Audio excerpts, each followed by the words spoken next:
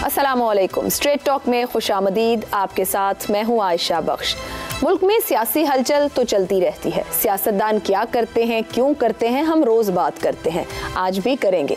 मगर आज के प्रोग्राम का आगाज इस मसले से करेंगे जिसके मुतासरीन हम सभी हैं।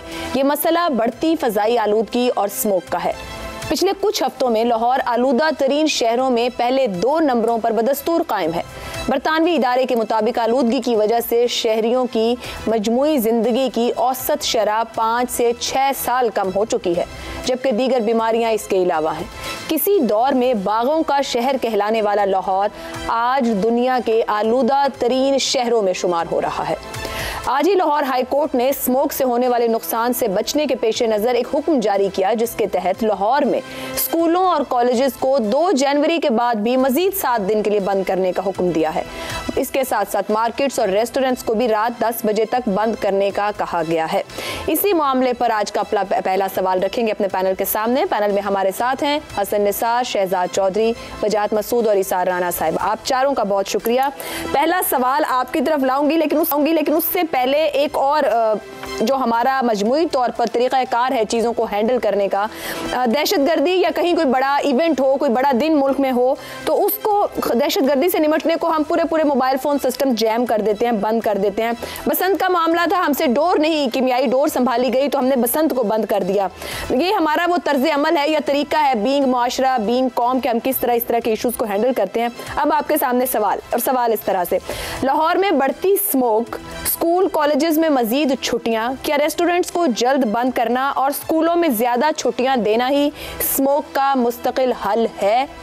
फोरम को ओपन रखेंगे, ऑप्शंस आप दें कि क्या ये हल है या फिर हल क्या क्या हो सकते हैं। हसन निसार साहब। देखिए, हमारी पूरी कौम जो है ना, हमारे जो फैसला साज हैं, ये सारे के सारे डंग टपाऊ लोग हैं। आप स्मोक को, स्कूलों को रो रही हैं। मैं रिज़ल्ट देख रहा था कराची के, 1% भी बच्चा पास नहीं हुआ। यहाँ हुकूमतें भी डंग टपाऊ हैं और हम एज इंडिविजुअल्स भी डंग टपाऊ हैं। इस पूरे निज़ाम ने बूटों पर जुराबें और सूटों पर बनियानें पहनी हुई हैं। हर जगह डेंटिंग के बगैर पेंटिंग जारी है इस मुल्क में, और ये अब से नहीं जारी। ये प्रॉबली डे 1 से यही हमारा एटीट्यूड है। आप यकीन करो, जब सिलसिला इस मुल्क में जाली ज़ातों का मुल्क के साथ पैदा हुआ और जाली क्लेमों का, उस ज़माने में भी एक मूव चली थी कि जाली क्लेम्स वगैरह वो भी नहीं हुए। सो यहाँ कोई भी ढंग का काम, उसकी वजह है हम शॉर्टकट के आदी हैं। लोग भी यही कुछ सुनना चाह रहे हैं। आज आप कोई ऐसा लीडर आए बाहर जो कहेगा जी, जो कहे कि it will take me minimum 10 to 15 years इस मुल्क को नॉर्मल करने और पटड़ी पर चढ़ाने के लिए, आप यकीन करो उसे 5% लोग भी वोट नहीं देंगे। शॉर्टकट, ड्रामागिरी, ये कल्चर है हमारा, और ये इस तरह नहीं होना। इसके लिए बहुत लॉन्ग टर्म, बहुत ज़्यादा और बुनियादी तौर पे एक तमीज़ की भी ज़रूरत है। आप स्विच ऑन स्विच ऑफ रवैये से जब तक नहीं निकलते, जब तक आपका बुनियादी कल्चर तब्दील नहीं होता, उस वक्त तक ये सारे मसाइल। आप स्मोक करो रही हैं, यहाँ क्या ठीक है? जो आप अकेले स्मोक को आपने उठा लिया है, मेहरबानी है आपकी, बड़ा खुश हो रहा होगा, सेलिब्रेट कर रहा होगा स्मोक के भी, वो स्ट्रेट टॉक में वो हिस्सा बना हुआ है। बाकी क्या है जो आप अकेले स्मोक की बात कर रही हैं? बाकी कौन सा मसला है? आप स्कूलों की बात कर रहे हैं, स्कूलों के हालात देखो आप। बिल्कुल, ये एक जुज़्व है कुल का। आपका पूरे का पूरा कुल बदसूरत है, बिगड़ा हुआ है, और आप वो लोग हैं, हम वो लोग हैं जो चोरों को कहते हैं इस मुल्क में चोरी रोको, डकैतों को कहते हैं इस मुल्क में डकैती रोको। आप लोग बीमारियों को कहते हैं कि आप लोग सेहतमंदी नहीं होना। मुद्दतों से कह रहा हूं, जो मर्जी कर लो, उल्टे लटक जाओ। आपका तो ट्रैक भी उखड़ चुका है। अब एक जमाने में था ना कि गाड़ी पटड़ी से उतरी हुई है, आपकी पटड़ी भी बिक चुकी है। देखते जाओ आगे आगे होता क्या है। जी, कोई हल तो हमने निकालना है। शहजाद साहब काफी हम एक उस हालात में ले गए, हसन साहब बताते ये बात ठीक है कि हम सब कुछ कोई शॉर्टकट दरकार है, तो फिर ये फरमाइएगा कि शॉर्टकट की सादी कौम को स्ट्रेटेजी या फ्यूचरिस्टिक विजन की तरफ ले जाने का कोई तरीका बन सकता है? देखिए ना, पहले देखें कि ये स्मॉग सारी चार बेसिक सोर्सेज है ना। भट्टे हैं जो कि लाहौर के इर्द गिर्द भट्टे, जो कि ईंटों के भट्टे जिन्हें कहा जाता है, पूरे पंजाब में फैले हैं, लेकिन ख़ास तौर पर हमारे यहाँ लाहौर के इर्द गिर्द बहुत ज़्यादा हैं। उसके बाद मुंजी की जो फसल काश्त कर ली जाती है, तो मशरकी पंजाब वाले भी और हम लोग भी दबा के फिर उसको जलाते हैं, तल्प नहीं करते, मॉडर्न तरीके इस्तेमाल नहीं करते, जला देते हैं। तो ये दो वजूहात, लेकिन ये 50-60 साल से हैं। ये 50-60 साल से ये दोनों चीज़ों के होने के बावजूद स्मॉग इस तरीके से लाहौर को इन्वेलप कभी नहीं किया। दो चीज़ें और ऐड हुई हैं, गर्द और गाड़ियों का धुआं, ये मिलके ये स्मॉग को क्रिएट करते हैं। गर्द कहाँ से आई है? ये अनब्राइडल्ड कंस्ट्रक्शन, यानी कोई बगैर टोके जो कंस्ट्रक्शन का काम जारी है पूरे दुनिया, पाकिस्तान के अंदर हर तरफ, और मेरा ख्याल है उसकी वजह से गर्द और स्मोक आपस में मिलकर स्मॉग बन जाते हैं, उसकी वजह वो न्यूक्लियस बन जाता है। फिर गाड़ियां बेशुमार हो गई आपकी सड़कों पे, धुआं छोड़ती गाड़ियां, कोई कंट्रोल नहीं है कार्बन एमिशंस के ऊपर, कोई कंट्रोल नहीं है तेल हम कौन सा यूज़ करते हैं, कोई कंट्रोल नहीं है कि ये सड़कें कितनी गाड़ियां ले सकती हैं। अब अगर ये सब बीमारियां हैं तो इनका इलाज भी इन्हीं के अंदर है। सबसे पहले तो ये कि जो शहरों की बेहंगाम किस्म की जो एक्सपेंशन है, इसको रोका जाए और कोई मैनेज किया जाए, अर्बन प्लानिंग का कोई एक तरीका इस्तेमाल किया जाए, बनाया जाए। सबको पता है, बड़े साइंसदान सब बैठे हैं, लेकिन करता कोई नहीं। नंबर 2, ये गाड़ियों को, पब्लिक ट्रांसपोर्ट को ज़्यादा करें। पब्लिक ट्रांसपोर्ट होगी तो लोग गाड़ियों से कम इस्तेमाल करेंगे, और इस काबिल की पब्लिक ट्रांसपोर्ट हो जिसमें लोग गाड़ियां घर छोड़ के उस पर ट्रैवल करना बेहतर समझें। उनको इलेक्ट्रिकल होना चाहिए निज़ाम के ऊपर। बिजली आपने बनाना शुरू कर दी और चीन से कारखाने मंगाने शुरू किए जो कोयले पे चलते हैं, खुदा की पनाह वो छोड़ रहे हैं उन चीज़ों को, हम वहाँ से इम्पोर्ट करके अपने यहाँ लगा रहे हैं कि और तेल और धुआं यहाँ पे जलाओ। तो ये है मसला हमारा बेसिकली बुनियादी तौर पर। आप क्या करें, आप ये करें, मास्क पहन के सब लोग जो सुन रहे हैं फिलहाल निकलें। इस मुल्क को, जिस हसन निसार साहब कह रहे थे, आगे लेके किसी तरीके से चलने का मामला नहीं है। आप एक डिसिप्लिन क्रिएट कर लें अपने अंदर के, घर से निकलते हुए मास्क पहन लें, वरना वो जिस आपने कहा 5 से 6 साल, उन्होंने कहा मेरे हिसाब से 8 से 10 साल आपकी उम्र में फ़र्क पड़ता है अगर आप इस किस्म की स्मॉग के अंदर 2 से 3 माह के अंदर आप इसी तरीके से ज़िंदगी बसर करेंगे या वो वाली स्मॉग वाली सांस लेंगे। तो मेरे ख्याल में, मेरी नज़र में तो ये चीज़ें आती हैं और कंस्ट्रक्शन को रोकने की ज़रूरत है। कंस्ट्रक्शन भी एक एंगल है, और क्या मास्क पहन लें या वजाद साहब जैसे कहा जाता है घरों में रहें, दरवाजे खिड़कियां बंद कर दें। घरों में क्या रहें, ना गैस ना बिजली वहां मुयस्सर है, पानी लाहौर में साफ नहीं बच रहा है, तो ये क्या बंद हो जाएंगे, छुप जाएंगे, या जहां निकले हम सब मास्क पहनेंगे तो चीजें क्लियर हो जाएंगी, या कुछ और करना पड़ेगा? आयशा भी हमारे दोनों दोस्तों ने जो बातें कही हैं वो बहुत सेंसिबल लाइंस पे सोच रहे हैं।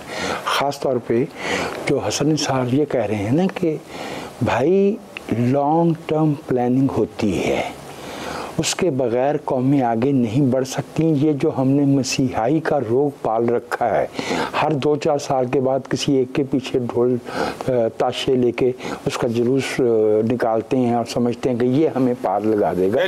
This is not the way Nations move head, this is not the way. 1 2 मैं अग्री करता हूँ, तमाम तजावीज़ जो शहजाद साहब ने दी हैं वो नहायत उम्दा हैं, लेकिन एक चीज़ जो है ना मैं समझता हूँ कि उसके बगैर इनमें से किसी तजवीज़ पे अमल नहीं हो सकेगा, and that is called writ of the state. यहाँ पे एक आम दुकानदार से लेके कॉलेज के तालिब इल्म तक, गाड़ी चलाने वाले से लेके जो है वो कारखाना चलाने वाले तक। मैं कतई कलामी कर सकती हूँ जी जी। आप कह रहे हैं रिट ऑफ द स्टेट, जहाँ रिट स्टेट को या गवर्नमेंट को कायम करनी हो वो लाजमी हो जाती है और हर हाल में हो जाती है। अवाम के मामले में, माशरे के मामले में, कौम बनाने के मामले में सवाल बन जाता है। मैं आपको उसकी एक मिसाल दे रहा हूँ जो हो सकता है किसी दोस्त को के लिए नागवार हो। जब पूरा मुल्क जो है वो दहशतगर्दी के आए रोज़ हमलों की लपेट में रहा था, for year and years on, जहाँ हम चाहते थे कि ना हो वहाँ नहीं हुआ। आज़ाद कश्मीर में दहशतगर्दी का एक वाक़या नहीं हुआ जहाँ हम चाहते हैं। ठीक है, लेकिन हमने किया अब ये है कि हमने जजीरे बना दिए हैं अशराफिया के, और बाकी जो शहर हैं वहाँ पे हम नेटिव लोग, शुदर लोग वो रहते हैं, उनके लिए कुछ ज़्यादा करने की क्या ज़रूरत है। मैं घर से 1.25 घंटे पहले निकला हूँ और सिर्फ एक चौक में मुझे रुकावट पेश आई है, और वो था हफीज़ सेंटर से इधर मुड़ते हुए मुझे आधा घंटा वहाँ पे रुकना पड़ा, सिर्फ इसलिए कि कुछ साहब के चाहते थे कि चूँकि उनके पास बड़ी गाड़ी है तो वो जो है ना वो बगैर किसी असूल कानून के वो आगे निकल जाए। रिट ऑफ द स्टेट जो है वो ठीक आपने फरमाया कि जहाँ चाहिए होती वहाँ मिल जाती है, वो वाले इलाके जहाँ वो आला पाए के आला नस्ल के शहरी रहते हैं दर्जा अव्वल वाले, वहाँ पे जो है ये मसाइल क्यों नहीं पेश आते। मैं हमेशा सोचता था कि ये चौबुर्जी वाली सड़क जो है मजांग चुंगी वाली, ये नहीं कभी ठीक होती, आगे जाते तो जेल रोड ठीक हो जाती है। तो मैं दोबारा अर्ज कर रहा हूँ कि रिट ऑफ द स्टेट जो है वो सियासी तसलसल के और इस्तेहकाम के बगैर नहीं हो सकती। ठीक है, हम गलत हैं अगर हम ये समझते हैं कि हमा वक्त जो है ना वो शोर वोगा करने से और एक हंगामी सूरत हाल पैदा किए रखने से हम कौम को नॉर्मल कर। पॉलिटिकल लीडरशिप भी तो नारे ही लगवाती है और उसको नारा ही दरकार रहता है। इसार साहब, जितनी गुफ्तगू यहाँ पर हुई, हमारे सामने है कि रूडा बिल्कुल लाहौर के साथ एक नया शहर बसाने का प्लान है, ग्रीन लैंड ब्राउन लैंड हो रही है। यहाँ हम बात कर रहे हैं कि ग्रीन ज्यादा होना चाहिए, सांस तो सबने आखिर इसी फजा में लेनी है, वो तो अपनी अपनी फजा बनाने से रहे, जमीन पर बेशक अपने अपने महल खड़े कर लें या अपनी अपनी गाड़ियां, मगर सांस तो सब यहीं लेंगे, वरना सबके लिए जहर आलूद है। लेकिन कोई प्रायोरिटी नहीं है कहीं भी, प्लानिंग नहीं है कहीं भी। देखें, अभी जो बात हो रही थी और मेरे तीनों दोस्तों ने जो बात की, वो यकीनन उसके बाद मेरे पास कोई मज़ीद तो ऐसी चीज़ नहीं है, लेकिन ये जो हर साल एक ये इशू बनता है ना, वो एक पुराना लतीफ़ा है मेरे दोस्त संता का कि वो गली में निकला तो सामने केले का छिलका पड़ा था, तो उसे देख के कहता केले का छिलर आज फिर स्लिप होंगे। तो हमें केले का छिलका सामने नज़र आता है और हम तय करते हैं लो जी अब हमने फिर स्लिप होना है इस पर। उसकी रीज़न ये है कि हमारे पास जितनी लीडरशिप आई है उसमें किसी में विजन नामी कोई चीज़ नहीं है। वो सिर्फ डंग टपाऊ पॉलिसी अपनाते हैं, कुछ चीज़ें ऐसी करते हैं कि कौम उससे मुतासिर हो जाए। इमरान खान साहब एहतसाब का नारा लगा के, शहबाज शरीफ पुल बना के और इस तरह के 5-7 काम करके हम समझते हैं कि बस हमने अगला इलेक्शन सीधा कर लिया अपना, और उस इलेक्शन के चक्कर के अंदर ही हम ये सारा कुछ। मैं एक छोटी सी आपसे बात दिलचस्प शेयर करूं कि इंडोनेशिया में जो उनकी हाइट थी ना पूरी मनहसुल कौम, वो कम थी। उन्होंने तय किया कि जी हमने अपनी अगली नस्ल की हाइट जो है वो डेवलप करनी है। अब आप सुनिए कि उन्होंने एक असूल बनाए, वॉक करेंगे, हम ये करेंगे, एक्सरसाइज करेंगे। आप हैरान होंगी कि 10-15 साल बाद जो उनकी नस्ल आई, साइंसदान इस बात को मानते हैं कि उसकी हाइट एवरेज 6 से 7 इंच बढ़ गई। कौमें होती हैं, कौमें तय करती हैं। हमारे तो केबल बंद हो जाए तो सांस बंद हो जाती है, हम कहाँ की बात करते हैं। सर लीडर्स भी होते हैं ना उन कौमों को लेकर चलने वाले। हमारे हमसाए में चाइना ने पॉपुलेशन कंट्रोल करनी थी, इतनी बड़ी आबादी के बावजूद कंट्रोल करनी थी।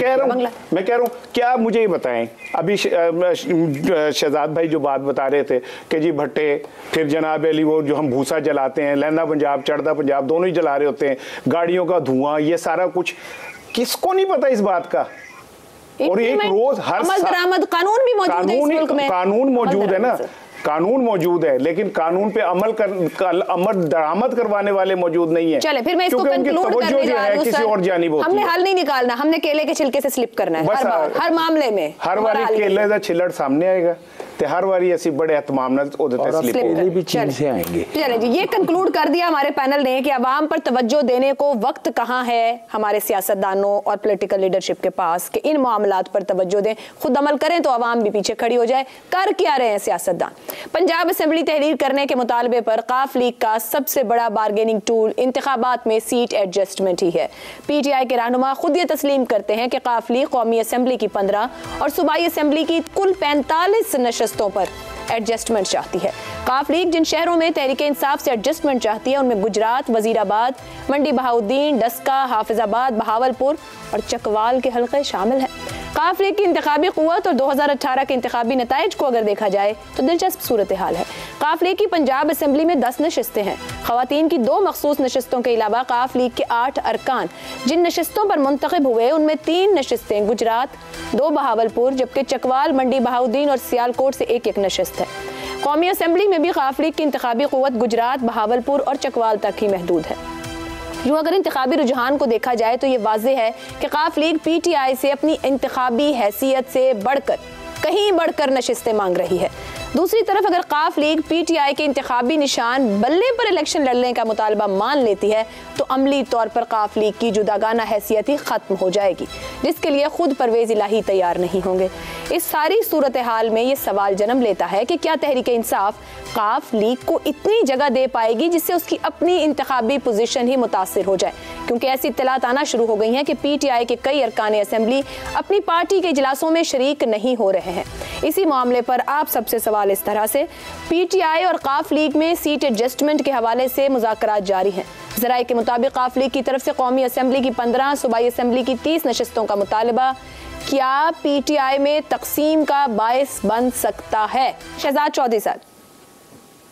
नहीं, मेरा नहीं ख्याल कि ये कोई उनके दरमियान में इस किस्म की कोई मुआहदा तय पा सकता है, क्योंकि जाहिर है कि PMLQ अपनी हैसियत से ज़्यादा सीट कुछ मांग रही है।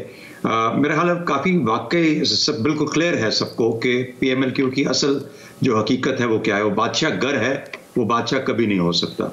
परवेज़ इलाही साहब ये कह रहे हैं कि आप मुझे बादशाह आपने मजबूरी के तहत कुछ देर के लिए तस्लीम किया है, अब आप मुझे थोड़ा सा और मजबूत कर दें उस मामले में। ये PTI से मांग रहे हैं। PTI वाले खुद बाहर कहते हैं कि अगर हम सपोर्ट ना करें तो PMLQ जो सीटें हैं ये भी नहीं ले सकती। अगर ये हकीकत है और इस तरह की हकीकत एग्जिस्ट भी करती है तो फिर उस सूरत में मेरा हाल है PMLQ जो इस वक्त मज़े ले रही है हुकूमत के, उसके साथ ही रहना चाहेगी, क्योंकि उनको पता है कि ये एक ट्रांजिटरी चीज़ है, ये कुछ देर के लिए उनके झोली में आन पड़ी है, ये कुदरत ने ऊपर से फेंक दी उनके हाथ में, जिस तरीके से वो खुद कहते हैं। तो मेरा ख्याल है उसको पकड़ के रखेंगे जब तक वो पकड़ सकते हैं। वो कब तक पकड़ सकते हैं इसका ताल्लुक इससे नहीं है कि परवेज़ इलाही साहब खुद तो फैसला करेंगे डिसॉल्व करनी है कि नहीं करनी, और ना PTI को उनको मजबूर कर सकती है, लेकिन हालात और वाक़यात उनको मजबूर कर सकते हैं कि किसी वक्त में जाके वक्त से पहले गिव अप कर दें उस चीज़ को। लेकिन मेरा ख्याल है कि PMLQ ऑलरेडी अपने बेहतर दिन देख चुकी है। आगे से जो तकसीम है ख़ानदान के अंदर जो अब करार वाकई है एग्जिस्ट करती है, तो मेरे ख्याल में उसका भी कोई शक नहीं है। मेरा ख्याल है अभी PMLQ और कमज़ोर ही होगी। PTI क्या उससे फ़ायदा ले सकती है या नहीं, ये दूसरी बात है। और मेरा नहीं ख्याल कि PTI जो है वो इस वक्त ऐसी पोजीशन में है कि वो इनको और किसी चीज़ पे मजबूर कर सके। ना इनके अंदर आपस में कोई मुआहदा होगा, ना सीट एडजस्टमेंट उस लेवल की हो पाएगी, ना ये शायद सीट एडजस्टमेंट किसी भी लेवल की हो पाएगी। और अल्टीमेटली जब आप इलेक्शन, तो जिस तरीके से PDM अपने अपने प्लेटफॉर्म से इलेक्शन लड़ेगी, PMLQ कोशिश करेगी, मेरा ख्याल है ये 10 सीटें भी शायद कायम ना रख सके आने वाले इलेक्शंस में। ठीक है, शहजाद साहब ये कह रहे हैं कि ना तो कोई मुआहदा हो सकता है और PMLQ मजीद कमजोर होगी, जो अचीव करना था कर चुके। वजाद साहब, आपके ख्याल में कुछ ज्यादा PTI हासिल कर काफ लीग हासिल कर पाएगी या PTI कहेगी बस नो मोर? आपको शेक्सपियर का ड्रामा मर्चेंट ऑफ वेनिस तो याद होगा ना, और उसका किरदार शाइलॉक भी। तो ये जो मुस्लिम लीग काफ है ना, ये शाइलॉक, ये अपने हिस्से का पाउंड ऑफ फ्लैश मांग रहे हैं, बल्कि उससे ज़्यादा मांग रहे हैं। मैं भाई शहजाद की इस बात से मुत्तफिक हूँ कि PML काफ जो है वो अपनी जो सियासी अच्छे दिन हैं वो देख चुकी है और शायद मज़ीद कमज़ोर होगी। लेकिन जो बात भाई शहजाद नहीं कह रहे वो मैं इजाफा करना चाहूँगा, और वो ये कि इवन PTI भी अपने अच्छे दिन देख चुकी है। The best is already over.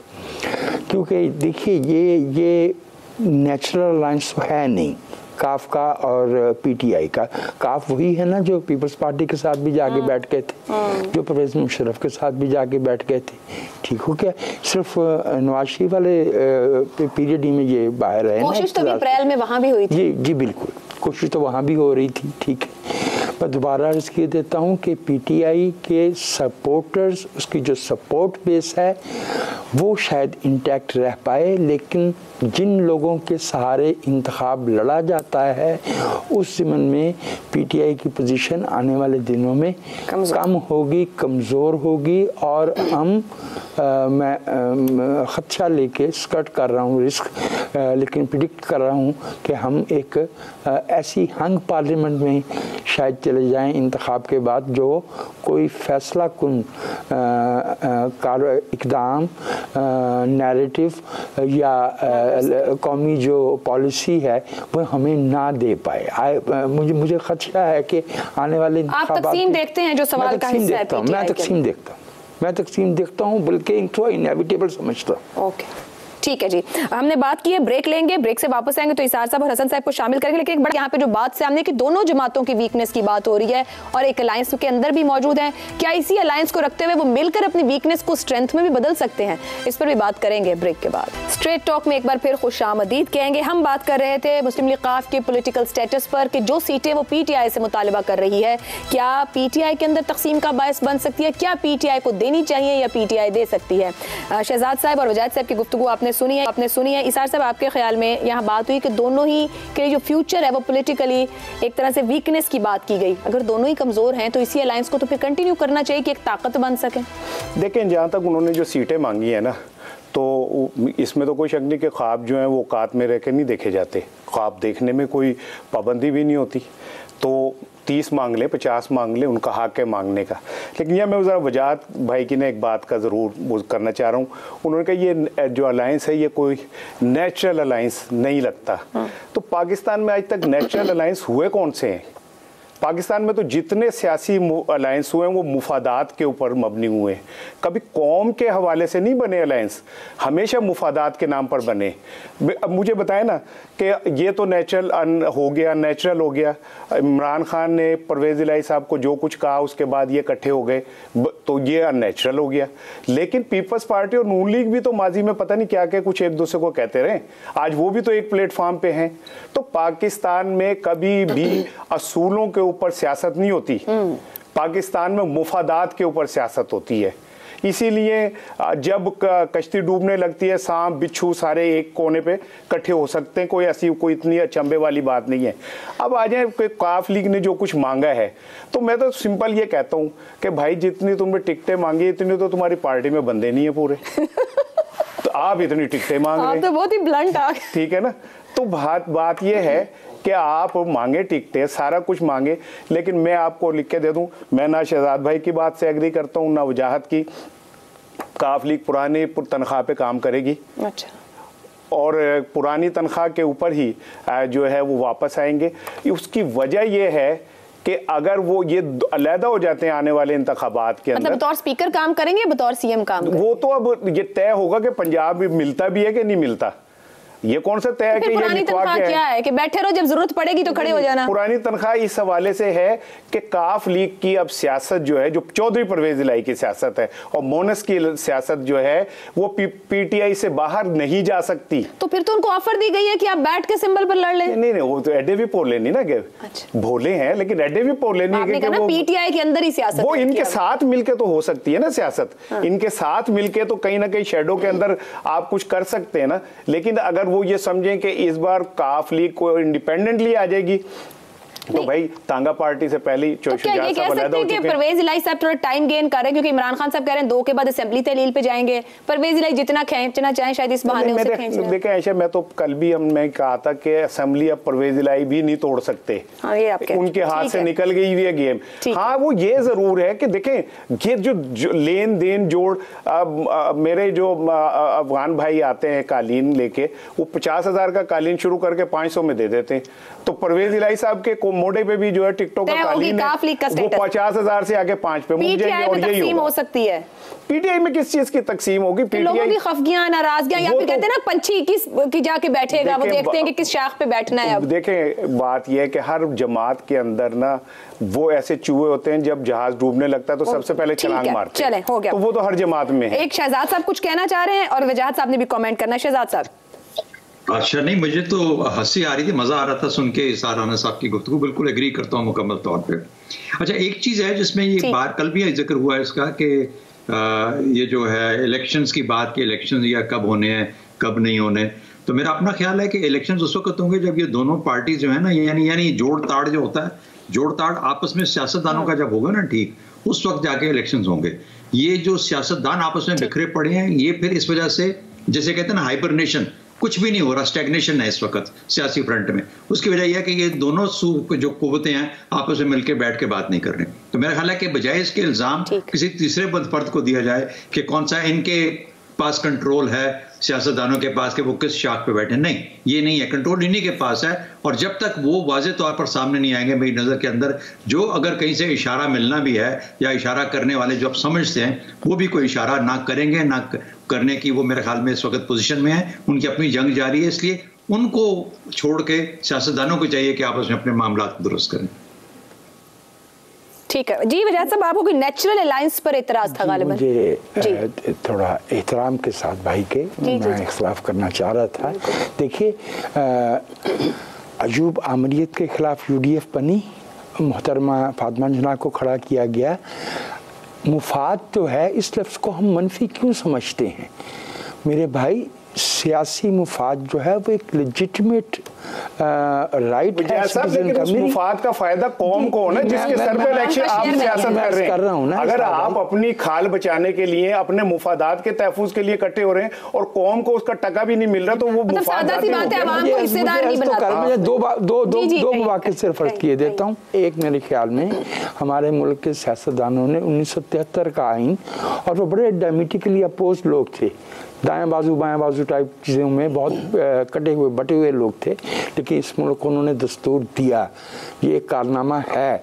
और मेरी राय में जहाँ तक प्रोसीजरली चलने का ताल्लुक है और अकोमोडेशन का ताल्लुक है, 18वीं आईनी तरमीम बहुत बड़ा कारनामा था अंडर दी सिचुएशन जो 2010 अमल कितना हुआ और अवाम को नीचे तक पावर डेवोल्यूशन जिसने आइन बनाया, फिर ये सारे मिलके उसके मरने का हिस्सा भी तो बने जी। वो मुफादात तो फिर आगे ना, वहाँ आपने मौके की बात की थी, मैंने 2 मौके की निशानदेही कर दी मेरे आका। चले आगे बढ़ते हैं। हसन साहब से हमारा राब्ता बहाल नहीं हो सका, लेकिन हम तीसरे मामले और इशू की तरफ जाते हैं। शहीद मोहतरमा बेनज़ीर भुट्टो से मुतालिक बात करेंगे। उनका आज 15वां यौम शहादत भी है पर, और आगे पीपल्स पार्टी की जो पॉलिटिकल लेगेसी है उसके ऊपर कुछ डिस्कशन करेंगे।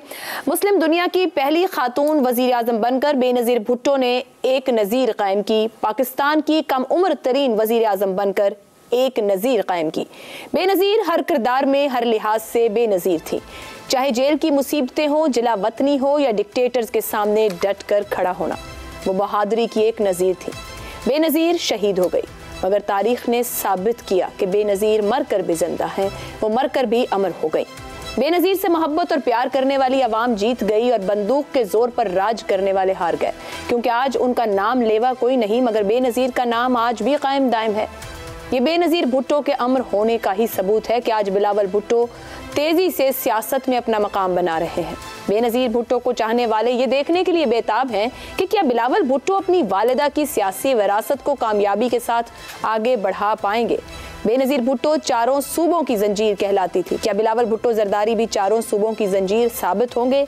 ये बात तय है कि ये मंजिल पाने के लिए बिलावल को आग का दरिया अबूर करना होगा।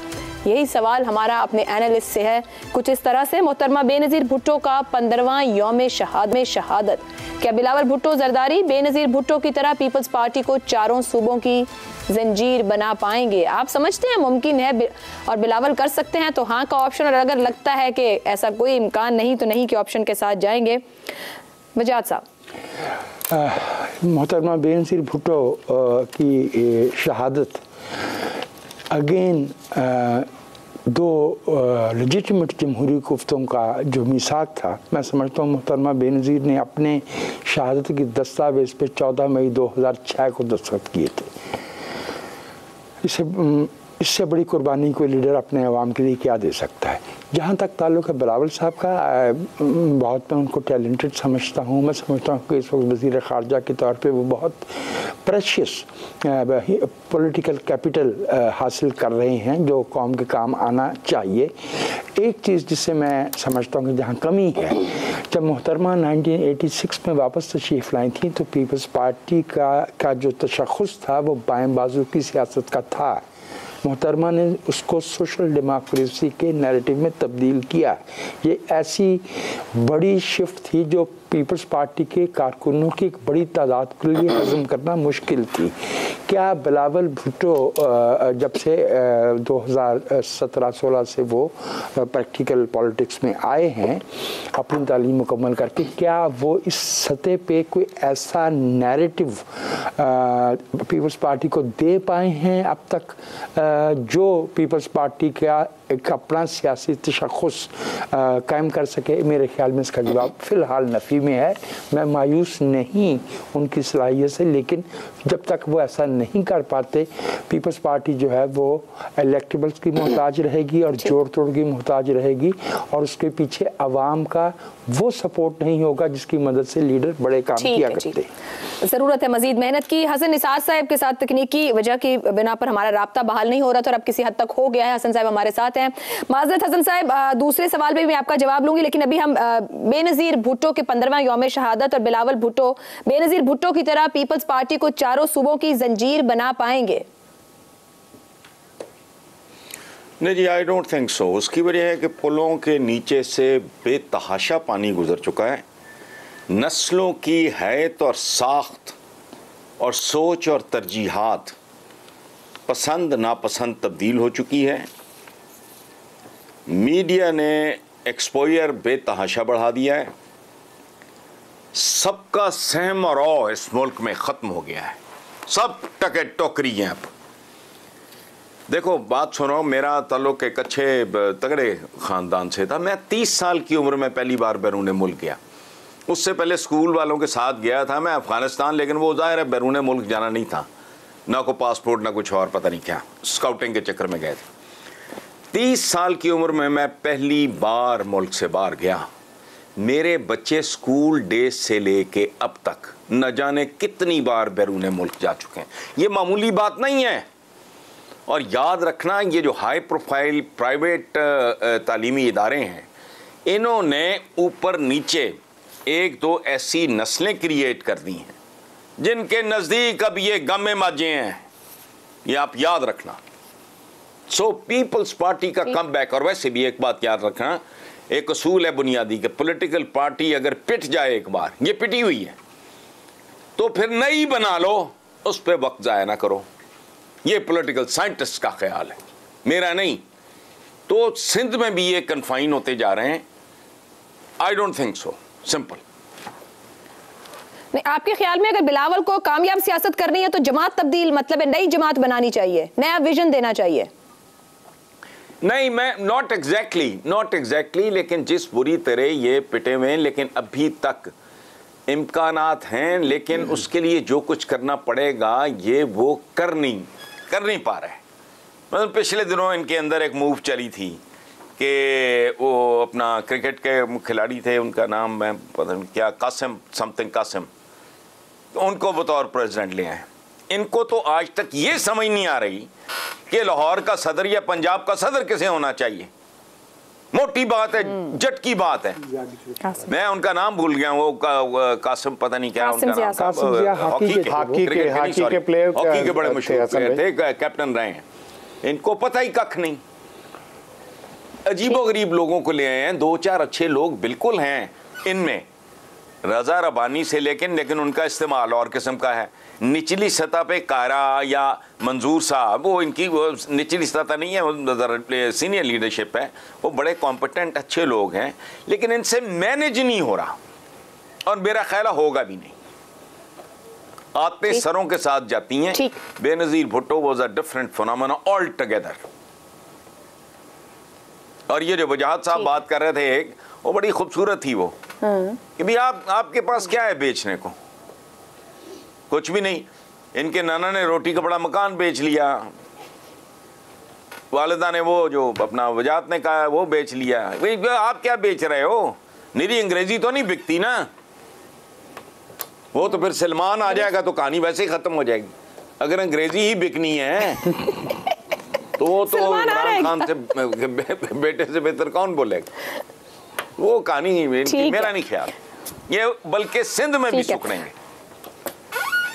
जी, सिंध का साथ तो बड़ा जारी मतलब तीसरा दौरे हुकूमत है। शहजाद साहब, जो गुफ्तगू हो रही है पॉलिटिकल बैगेज के साथ, क्या मुमकिन है कि चारों सूबों की जंजीर बिलावल पीपल्स पार्टी को बना पाएंगे? अच्छा देखिए, एक शागिर्द, सियासत के अदना शागिर्द की हैसियत से मैं ये समझता हूँ, जो पिछले 15-16 साल में या जब से भी कोई थोड़ा बहुत हमने इसके ऊपर गौर करना शुरू किया, नजरिए के बगैर सियासत नहीं है, बाकी सिर्फ खेल है। तो बिलावल की चॉइस है, वो सियासत करना चाहता है या ये खेल खेलना चाहता है, जो इस मुल्क में सर्कस के अंदर खेल खेलना चाहता है। अगर वो सर्कस का खिलाड़ी बन के आना चाहता है तो वो ऑलरेडी आ चुका है। अगर वो सियासत करना चाहता है तो उसको अपनी मांग की तरह एक नजरिया बनाना पड़ेगा, क्रिएट करना पड़ेगा, पहली बात। दूसरी बात, इसकी माँ और इसके अंदर फर्क देख लीजिए। माँ की सियासी यूनिवर्सिटी देख लीजिए क्या थी, इसके बेचारे की क्या है, मैं नाम नहीं लेता, लेकिन वो उसने अपना सियासी सफर, अमली सफर उस वक्त शुरू किया जब इनके वालिद साहब सियासत के अंदर जाहिर है अपनी जगह बहुत पक्की बना चुके थे। इंटेलेक्ट बेनजीर भुट्टो का क्या था, मेरे ख्याल में उस लेवल के ऊपर बिलावल भुट्टो बिल्कुल मैच नहीं करते। दिलेर औरत थी, मुश्किलात देखी, उस चक्की में से पिस के निकली जिसको करीब भी ये नहीं गुजरा। तो बिलावल को तो बहुत सफर तय करना है, उसने तो वो देखा ही कुछ नहीं। तो कहते हैं कि जब वो आपको कोई चीज निकलता है, डायमंड निकलता है, तो कितनी मार खा के निकलता है। तो ये तो वो उस रास्ते पे चले भी नहीं है। तो दूसरा, इनके वालिद साहब ने काम पक्का कर दिया हुआ 18वीं तरमीम के बाद, सिंध को किला बना दिया हुआ है। किले का एक ठीक, किले की फसीलें बहुत ऊंची होती हैं, और जब फसीलें बहुत ऊंची हो जाएं तो अंदर वाले बाहर नहीं आ सकते, बाहर वाले अंदर नहीं जा सकते। तो 18वीं तरमीम को वाइल हम उसको बहुत ज्यादा वो भी करते हैं, अप्रिशिएट भी करते हैं, लेकिन उसकी नेगेटिविटी देखिए पीपल्स पार्टी को और सिंध को कैसे खाई जा रही है। अंदर वाले बाहर नहीं आ सकते, उसमें बिलावल भी शामिल है, इसलिए उस फसील में बंद होकर रह गया है, और मेरा ख्याल है कभी भी अपनी मां के लेवल को नहीं पहुंच सकता। ठीक है, जो गुफ्तगू ही सार साहब, तो ऐसे कह लें कि अंग्रेजी वाला सफर किए बगैर उर्दू में कामयाब सफर मुमकिन नहीं है फिर बिलावल भुट्टो के लिए? देखिए आयशा, बात यह है कि ये जो चारों सूबों की जंजीर लफ्ज है, इसका मतलब क्या है? मोहतरमा को चारों सूबों की जंजीर कहा क्यों जाता था? इसलिए कि वो बैक वक्त पंजाब, सिंध, KPK, बलूचिस्तान में आवाम की हर दिल अजीज लीडर थी, और उन्होंने चारों सूबों को इंटैक्ट किया हुआ था। अब ताज़ा सूरत हाल ये है कि पीपल्स पार्टी तो सिंध की एक इलाकाई जमात बन के रह गई, ना पंजाब में उसकी से, ना KPK में सच ऐसी, ना बलूचिस्तान में। तो जंजीर बनने के लिए आपको कौमी सतह का लीडर बनना पड़ता है, और कौमी सतह के लीडर जो हैं ये छोटे छोटे चुन्ने मुन्ने कंप्रोमाइज से नहीं बनते, ठीक है ना। उसके लिए आपको आउट ऑफ द बॉक्स जाके अपने आप को प्रूव करना पड़ता है। मेरा तो सिंपल सी बात है कि बिलावल भुट्टो इस आवाम को क्या इंसाफ दिलाएंगे जो अपनी वालदा को इंसाफ नहीं दिला सके। 5 साल की हुकूमत के अंदर पीपल्स पार्टी ये तय नहीं कर सकी कि मोहतरमा बेनज़ीर भुट्टो के एग्जैक्ट कातिल कौन है। 5 साल में ये तफ्तीश नहीं कर सके कि उसके पीछे असल गेम क्या थी। छोड़ दें वो जो जिस तरह की बातें चल रही हैं, मैंने तो यहाँ तक पढ़ा है कि जो ब्यूअर मिशन आया था उनको जिस तरह फाइल पकड़ाई गई थी कि बस आप सैर करें और घर चले जाएं, ये फाइल आपकी तहकीकात हैं जो आपने सबमिट करा देनी है। तो बेनज़ीर भुट्टो एक जो दुनिया के अगर चंद बड़े कत्ल गिने जाए ना, बेईमाना कत्ल, उनमें मोहतरमा बेनज़ीर भुट्टो की शहादत भी शामिल है। लेकिन वो जो फैज साहब का था ना कि ना मुद्दई ना शहादत, हिसाब पाक हुआ, ये खून खाक नशीना था, रिस्क खाक हुआ, और पीपल्स पार्टी ने मोहतरमा बेनज़ीर भुट्टो का खून जो है वो रिस्क खाक कर दिया।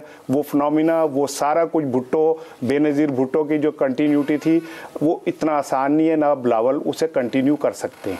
ठीक है जी, यहाँ पे आया कि बहुत ऊपर है स्टेजर बेनज़ीर भुट्टो का, और बिलावल भुट्टो का वहाँ तक पहुँचना और उस चीज़ को अचीव करना बहुत मुश्किल है। वैसी पॉलिटिकल ट्रेनिंग ना हो सकी कि उस तरीके का लीडर बने, लेकिन मुमकिन है अगर कोई नज़रिया दिया जाए। वजाहत साहब, इसको तो हम इसी अंदाज से रखेंगे बिलावल भुट्टो को। हसन साहब, PTI तकसीम हो सकती है जिस तरह से काफ लीग सीटें मांग रही है और उनके अंदर जो इख्तिलाफात मौजूद हैं, या कुछ हासिल नहीं होगा काफ लीग को? नहीं, हरगिज़ नहीं होगा। कुछ एक्सेप्शंस, कुछ इलेक्टेबल्स जो कुछ अपने ज़ाती तौर पे बहुत तगड़े ख़ुद को समझते होंगे वो शायद हों। अक्सरियत इसी तनख्वाह पे काम करेगी, इसी तनख्वाह पे राज़ी रहेगी, और ज़्यादा से ज़्यादा ये होगा कि कुछ जूसी या लजीज किस्म की पोजीशंस वगैरह वो इधर उधर लेके तो राज़ी हो जाएंगे, सवाल ही नहीं पैदा होता। छोड़ने वोड़ने वाला काम नहीं है। इसके लिए बड़ा दिल गुर्दा ज़मीर चाहिए होता है भाई। नहीं, आई डोंट थिंक सो। अच्छा, तकसीम नहीं होगी, ठीक है जी। वो सवाल हमारे सामने, वजाहत साहब माज़रत चाहूँगी कि वक्त ख़त्म हो गया है शो का, आप सबका, और फीडबैक आप हमें अपना भेज सकते हैं। मुझे इजाज़त दीजिए, अल्लाह हाफ़िज़।